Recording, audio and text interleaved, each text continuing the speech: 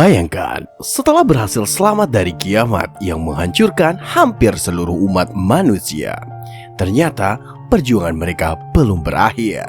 Tempat perlindungan mereka hancur, dunia masih penuh bencana, dan satu-satunya harapan berada di ribuan kilometer jauhnya. Di video kali ini, kita akan membahas Greenland to Migration, school dari Greenland yang melanjutkan perjuangan keluarga setelah kiamat komet menghancurkan sebagian besar peradaban manusia. Film ini mengambil latar sekitar 5 tahun setelah peristiwa film pertama. Dunia memang tidak sepenuhnya musnah, tetapi kondisi bumi masih jauh dari normal. Bencana alam terus terjadi, gempa bumi, badai elektromagnetik, serta dampak radiasi masih mengancam para penyintas yang tersisa.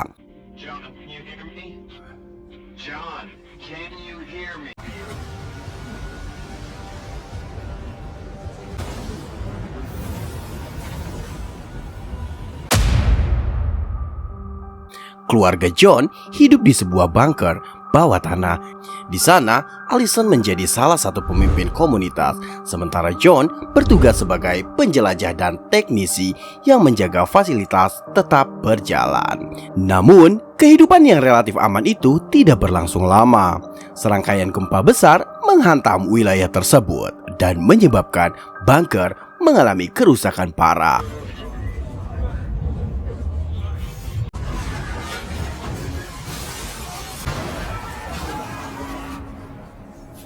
Para penyintas dipaksa melakukan evakuasi darurat. Situasi berubah menjadi mimpi buruk ketika bencana berikutnya datang dan menghancurkan tempat perlindungan yang selama ini menjadi harapan terakhir mereka. Banyak penyintas kehilangan nyawa dalam proses tersebut. John, Allison, Nathan, dan beberapa orang lainnya berhasil melarikan diri menggunakan perahu penyelamat.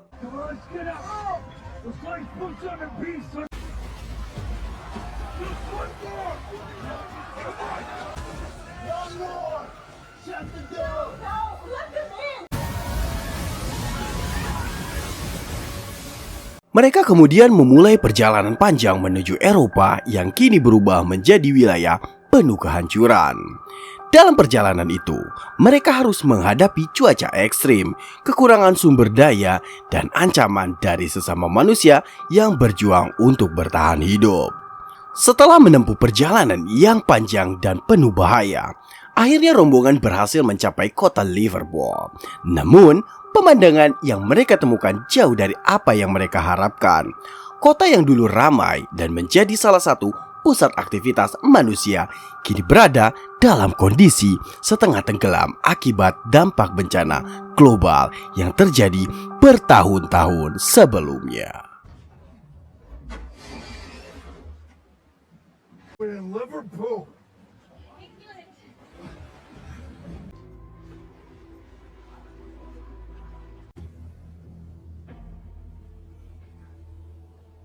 Banyak bangunan tampak rusak dan terbengkalai, sementara jalan-jalan dipenuhi para penyintas yang datang dari berbagai wilayah untuk mencari keselamatan. Di tengah kondisi kota yang porak-poranda tersebut, Liverpool justru menjadi salah satu titik penting bagi para penyintas yang masih tersisa. Ribuan orang berusaha mendapatkan akses menuju fasilitas perlindungan yang dianggap mampu memberikan harapan baru. Namun, banyak orang yang datang membuat suasana di lokasi itu dipenuhi ketegangan, antrian panjang, dan ketidakpastian. Rombongan kembali menghadapi situasi yang tidak terduga. Salah satu anggota kelompok mereka, Adam Shaw, mengalami masalah saat proses pemeriksaan karena kartu akses yang seharusnya digunakan tidak lagi berada di tangannya. Dalam kondisi yang penuh ketegangan dan kekacauan, ia tidak berhasil mendapatkan izin untuk melanjutkan perjalanan dan akhirnya tewas setelah ditembak.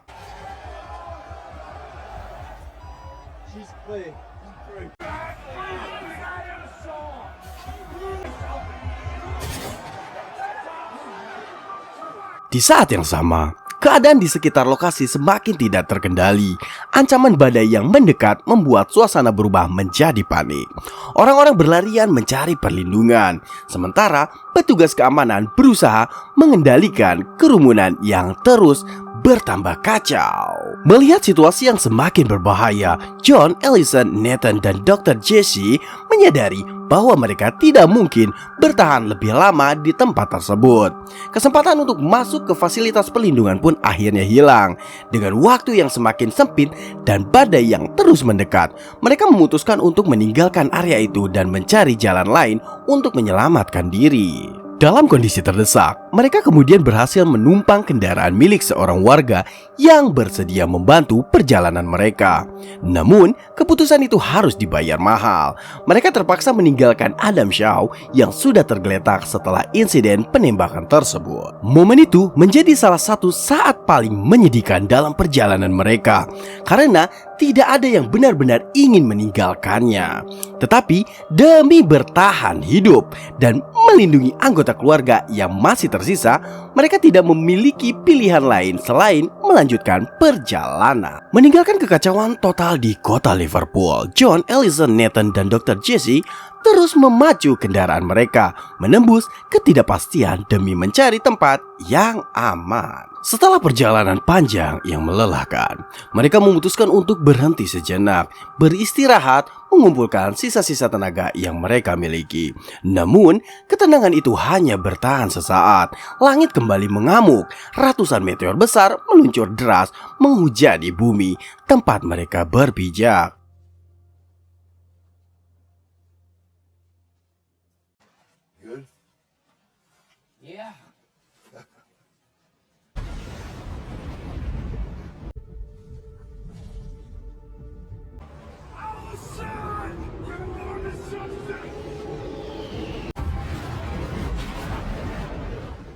Tanpa pilihan, mereka terpaksa berlindung di bawah pohon besar, menyaksikan langsung bagaimana bongkahan batu langit menghantam dan menghancurkan mobil mereka hingga hancur lebur. Transportasi satu-satunya kini musnah.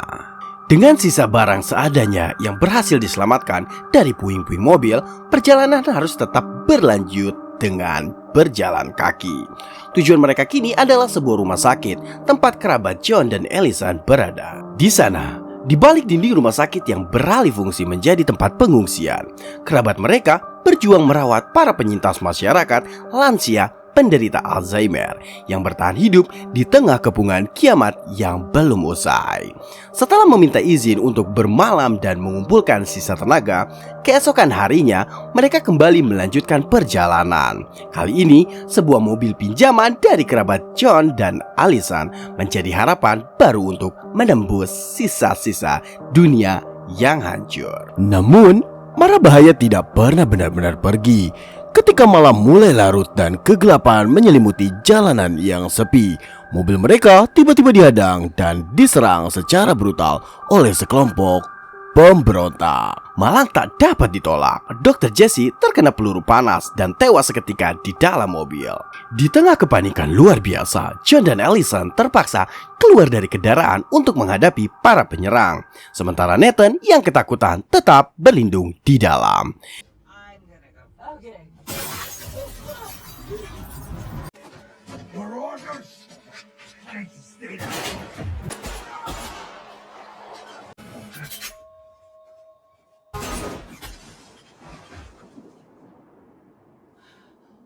Sebelum melangkah lebih jauh, dengan hati yang hancur diselimuti duka, John, Allison, dan Nathan menyempatkan diri untuk mengubur jasad Dr. Jesse dengan layak. Sebuah penghormatan terakhir di tengah dunia yang sudah tidak lagi karuan. Sambil membawa kesedihan yang mendalam, mereka kembali memacu mobil hingga akhirnya sebuah pemandangan ganjil tersaji di depan mata. Sebuah wilayah yang dulunya merupakan lautan luas kini telah mengering dan berubah menjadi daratan gersang akibat dampak kehancuran bumi. Mereka terus berkendara hingga ke ujung daratan baru tersebut, tempat di mana puluhan kendaraan lain tampak berhenti dan berkumpul dalam keheningan. Puluhan kendaraan berhenti di ujung daratan baru itu ternyata menyimpan kenyataan pahit. Begitu John, Allison, dan Nathan turun dari mobil, mereka mendapati jalur di depan telah terputus total, patah menjadi dua akibat gempa dahsyat yang membelah bumi.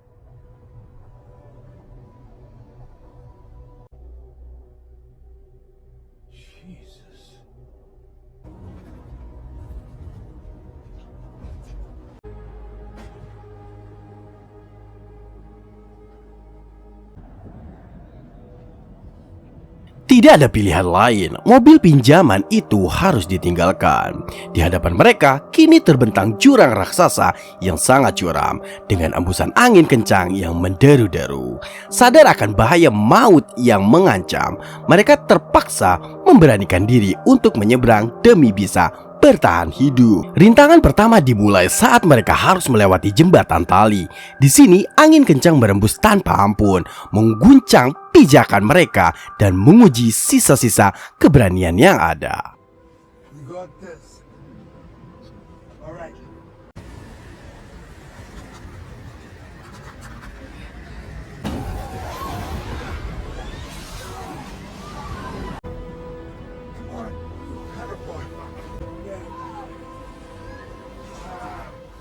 Cobaan belum selesai.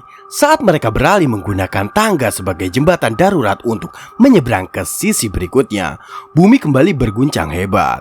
Gempa susulan memicu retakan baru, membuat tangga goyang tak terkendali dan hampir melempar mereka ke dalam jurang yang tak berdasar.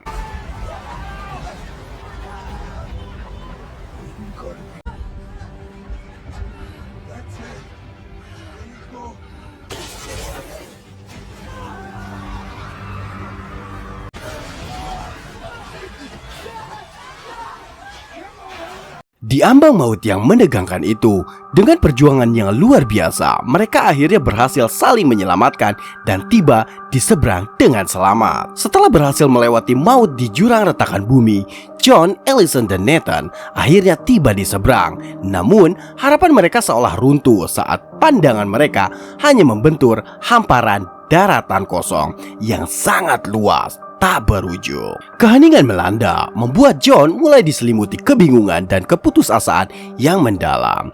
Di saat genting itulah Allison hadir menjadi sandaran, menguatkan hati John untuk tidak menyerah pada keadaan. Tiba-tiba, keheningan pecah oleh suara tembakan di kejauhan. Sosok pria asing yang berbicara dalam bahasa Prancis muncul mendekati mereka. Setelah ketegangan mereda dan mereka berbincang sejenak, pria bernama Dennis itu menawarkan bantuan. Dennis mengajak John, Allison, dan Nathan naik ke dalam mobilnya, membawa mereka menjauh dari daratan gersang tersebut menuju tempat tinggal yang aman. Sesampainya di sana, Dennis memperkenalkan istri dan anaknya kepada mereka. Malam itu, di tengah hancurnya dunia luar, hangatnya kebersamaan kembali terasa. John, Allison, dan Nathan menikmati makan malam bersama keluarga baru ini, sebelum akhirnya bermalam dan mengistirahatkan tubuh mereka yang teramat lelah. Keesokan harinya, saat John, Allison, dan Nathan bersiap untuk melanjutkan perjalanan, Dennis tiba-tiba menghampiri John dengan tatapan penuh harapan dan kecemasan seorang ayah. Dennis meminta bantuan besar kepada John. Tolong bawa anaknya yang bernama Camille pergi bersama mereka. Dennis memohon agar Camille dibawa menemui Komandan Janet, seorang kawan lama seperjuangannya yang sangat terpercaya. Hanya Komandan Janet yang memiliki akses dan kemampuan untuk membantu John, Allison, Nathan, serta Camille menemukan zona aman. Tujuan akhir mereka kini menjadi jelas. Komandan Janet adalah kunci utama untuk membawa mereka semua menuju sebuah kawah rahasia, sebuah wilayah perlindungan baru yang dirumorkan masih hijau dan selamat dari kehancuran bumi. Perjalanan pun berlanjut. John, Allison, Nathan, dan juga Camille kini berkendara membelah sisa-sisa dunia dengan mobil pemberian Dennis. Di tengah keletihan melanda, mereka memutuskan untuk menepi kendaraan, beristirahat sejenak sambil bertukar tawa kecil, mencuri sedikit kebahagiaan di tengah situasi yang kelam. Namun, kedamaian singkat itu langsung buyar. Sekelompok pasukan tentara bersenjata lengkap tiba-tiba datang mengepung dan menodongkan senjata ke arah mereka. Dengan nada membentak menggunakan bahasa Prancis, para tentara itu mengusir mereka dan menegaskan bahwa warga sipil dilarang keras berada di area tersebut. John yang tidak mengerti bahasa Prancis hanya bisa terpaku panik. Di saat genting itulah Camille maju menjadi penyambung lidah. Menggunakan bahasa ibunya, Camille dengan berani menjelaskan bahwa mereka sedang mencari Komandan Jenat. Camille menegaskan bahwa komandan tersebut adalah sahabat lama ayahnya dan dialah satu-satunya orang yang bisa membantu mereka menembus kawah perlindungan terakhir di Greenland. Mendengar penjelasan Camille, para tentara akhirnya bersedia membawa mereka. Namun, jalur menuju sang komandan tidaklah mudah. Mereka harus dibawa langsung melewati medan pertempuran yang luar biasa ekstrim. Desingan peluru, ledakan bom, dan baku tembak brutal menjadi pemandangan mengerikan yang harus mereka lalui demi bisa mencapai markas utama.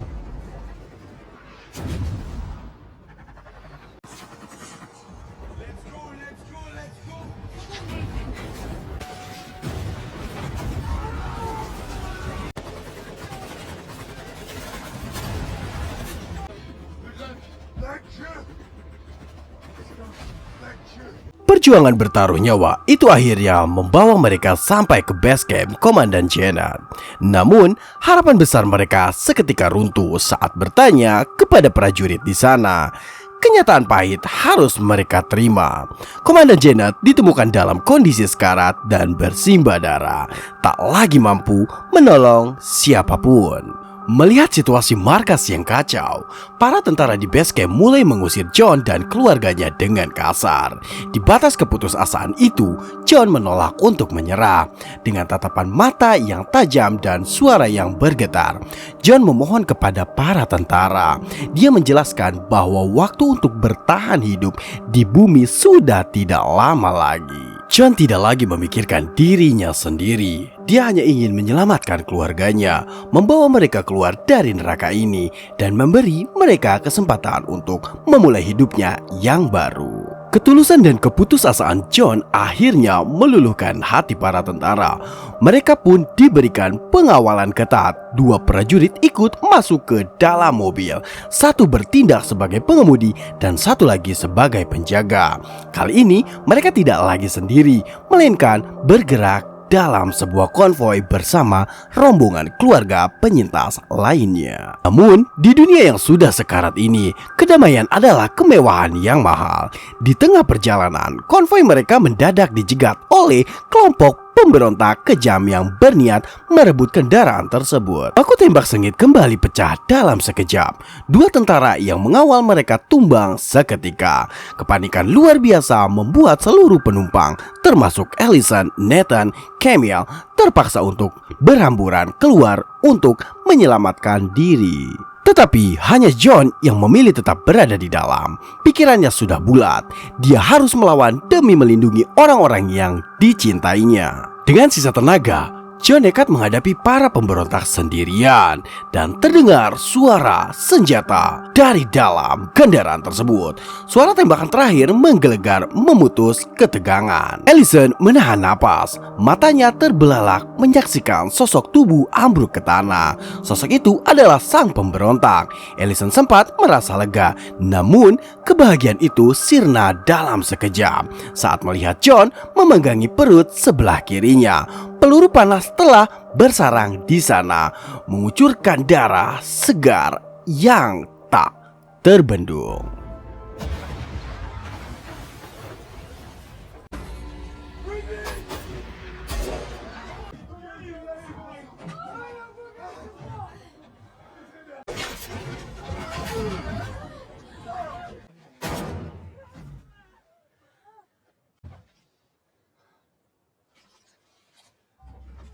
Menolak untuk menyerah pada maut saat tujuan sudah di depan mata, mereka terus memaksakan diri melanjutkan perjalanan, meninggalkan tempat tersebut dengan Allison yang membawa kendaraannya. Hingga akhirnya kaki mereka menapak di sebuah wilayah yang terhampar luas.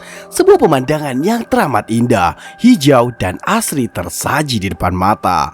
Sesuatu yang tidak pernah lagi mereka lihat selama bertahun-tahun sejak bumi dilanda kiamat. Disinilah secercah harapan baru yang nyata akhirnya benar-benar ada. Sembari berjalan pelan menikmati keindahan alam yang menakjubkan itu, langkah John perlahan mulai melambat, lalu terhenti sepenuhnya. Luka tembak di perutnya sudah tidak mampu lagi dia tahan.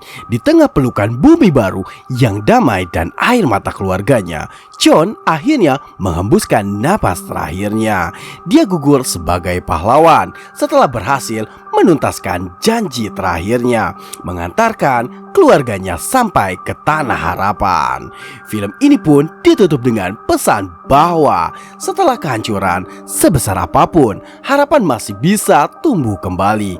Dan terkadang keberanian terbesar bukanlah menyelamatkan dunia, melainkan menjaga orang-orang yang kita cintai tetap hidup. Jadi itulah ringkasan Greenland to Migration. Film ini bukan hanya tentang bencana dan kehancuran, tetapi juga tentang keluarga, pengorbanan, dan harapan di tengah dunia yang hampir berakhir. Kalau kalian berada di posisi keluarga John, apakah kalian akan tetap berjuang mencari harapan baru atau memilih bertahan di tempat yang sudah kalian kenal? Tulis pendapat kalian di kolom komentar. Saya dari Sinotuy, terima kasih sudah menonton. Sampai jumpa di video berikutnya.